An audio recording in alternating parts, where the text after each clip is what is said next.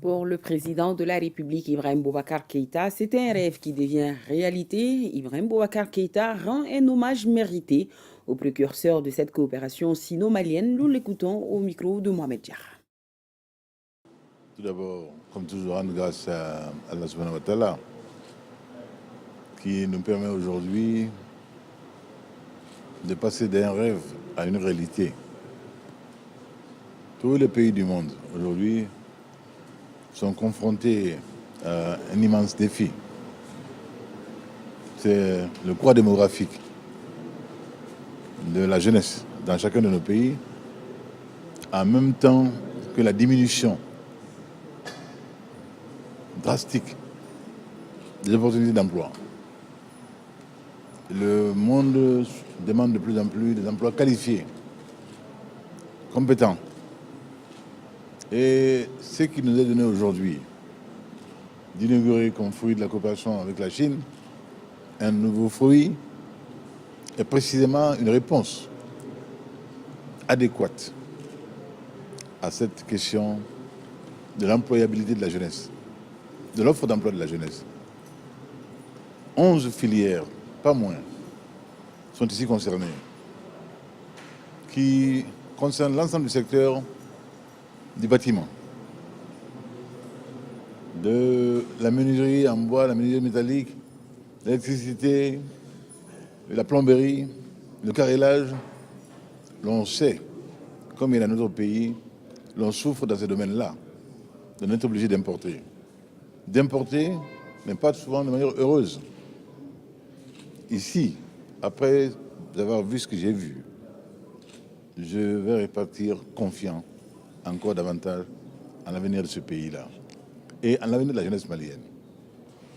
Tous les jeunes qui auront la chance et le privilège de passer par ce centre offert par le peuple chinois au peuple du Mali auront l'assurance d'un emploi stable, porteur et durable, et répondant aux besoins du pays en termes de qualité, en termes d'attente, dans les domaines aujourd'hui absolument en progression. Le BTP aujourd'hui au Mali est très florissant. Mais les conditions de faire au-dedans ne sont pas toujours réunies, pas de manière heureuse. Tout est là.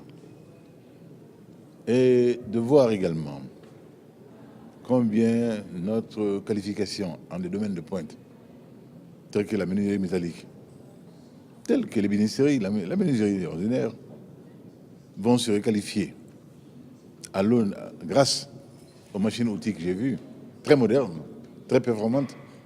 C'est un bonheur pur. Et tout cela dans un pur joyau architectural, de style qui allie à la fois l'ancien et le nouveau, le soudanien et le moderne le plus parfait. C'est ça aussi le génie de cette coopération sino-malienne. Donc, encore une fois, un grand bonheur. Et merci à cette belle et grande Chine que nous aimons tant. Et chaque fois, l'occasion est pour moi idoine pour rappeler, ne jamais oublier nos grands pionniers, ceux par qui cela fut possible. Le docteur Seydou Badian Kouyaté, ministre du plan du président Modibo Keïta, à l'origine du premier plan quinquennal du Mali, avec les experts comme Bénard, le professeur Bénard, Charles Bettelheim, Samir Amin et Madame Marquisio. Ce sont eux qui ont, autour du docteur Seydou Badian Kouyaté, mis au point le premier plan malien de développement quinquennal et qui a été également le démarrage, le début d'une coopération avec la Chine méthodique, rationnelle, maîtrisée et coopération porteuse.